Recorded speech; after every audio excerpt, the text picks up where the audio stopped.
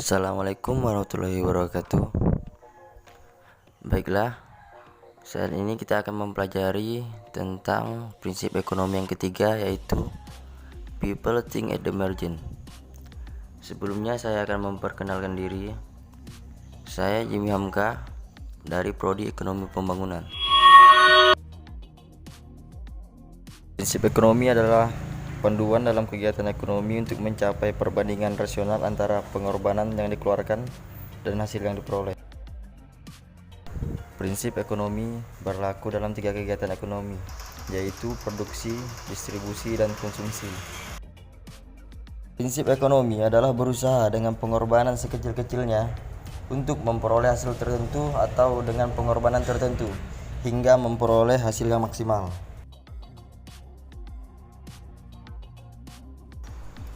Atau dengan secara umum, penggunaan prinsip ekonomi mempunyai tujuan memaksimalkan keuntungan, di mana kita mendapatkan hasil yang sebesar-besarnya, meminimalkan kerugian dengan pengorbanan yang sekecil-kecilnya.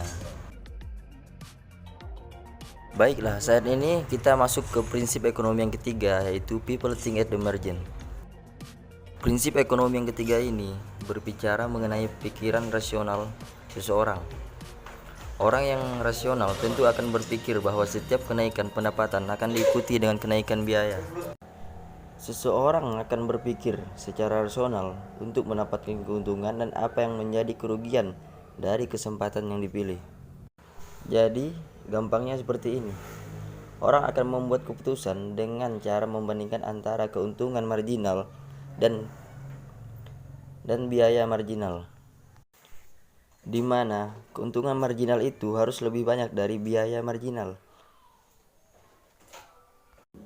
Makanya, setiap orang dalam melakukan tindakan, baik untuk memutuskan sesuatu atau untuk meraih sesuatu, selalu didasari oleh pemikiran rasional. Karena setidaknya setiap orang cenderung menginginkan perubahan dari setiap tindakan atau keputusannya. Salah satunya adalah berhubungan dengan keuntungan. Baiklah, selanjutnya kita akan masuk ke contoh yang pertama, People Think at the Margin. Bapak Anton adalah seorang pebisnis yang memiliki tabungan yang cukup banyak di bank. Tabungan ini merupakan hasil kerja Pak Anton dari awal merintis perusahaan. Perusahaan Pak Anton ini adalah perusahaan yang mengutamakan keuntungan. Pada suatu hari, Pak Anton dihadapkan dengan 2 pilihan. Yang pertama adalah membeli mesin untuk meningkatkan produksi perusahaannya. Dan yang kedua adalah untuk membawa keluarga Pak Anton liburan.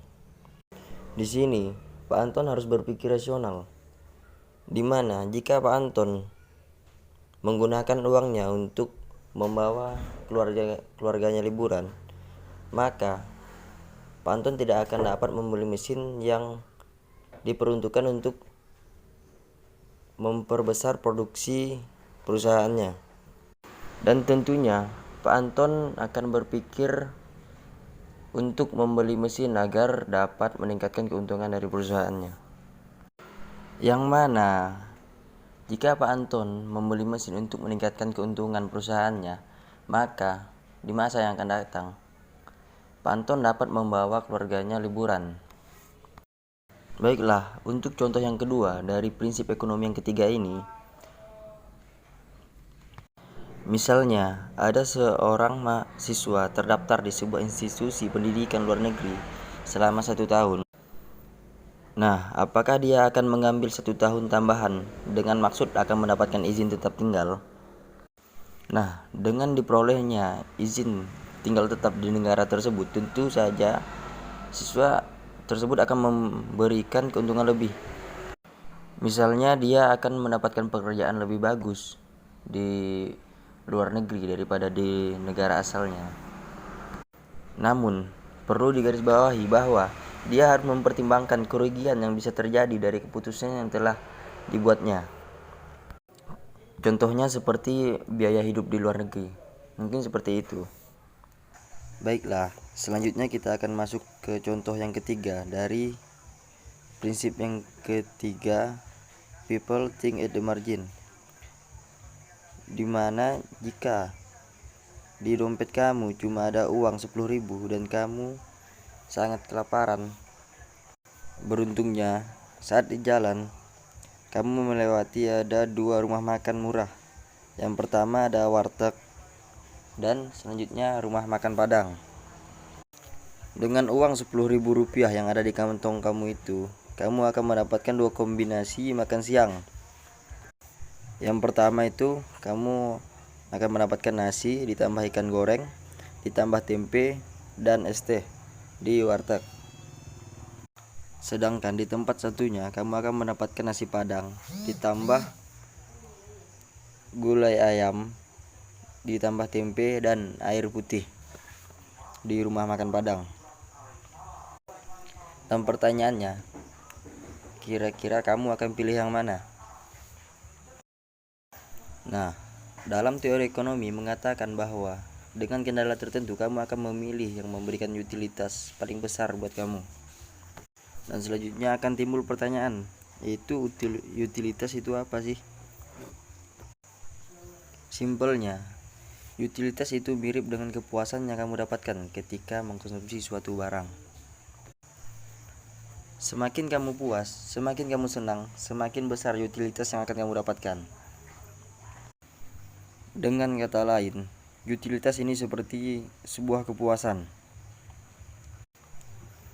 Buat orang yang anti makan ikan karena tidak suka seafood, atau yang menghindar buat orang yang anti makan ikan karena tidak suka seafood, atau orang yang menghindari es teh karena diabetes, mungkin utilitas yang akan dia dapatkan lebih besar jika dia memilih makan di rumah makan Padang. Nah, sebaliknya, model mahasiswa yang care, yang tidak masalah makan apa-apa, yang penting banyak makan atau makan banyak, bisa jadi lebih puas jika dia memilih makan di warteg karena bisa mengambil nasi sepuasnya. Nah, konsep kepuasan ini juga berlaku sebaliknya. Manusia yang berpikir rasional akan berusaha untuk mendapatkan utilitas tertentu dengan budget yang paling minimal. Saya akan memberikan gambaran seperti ini. Jika di toko A menjual suatu gadget dengan harga 5 juta rupiah, sedangkan di toko B yang menjual gadget yang sama dengan harga 4.500.000 rupiah, tidak perlu ditanya lagi. Manusia yang rasional pasti akan memilih gadget dengan harga 4.500.000 karena harga yang minimum. Orang akan lebih senang mengeluarkan uang yang lebih sedikit untuk mendapatkan suatu barang. Kalau ada yang murah dengan kepuasan yang sama, lebih baik ambil yang murah.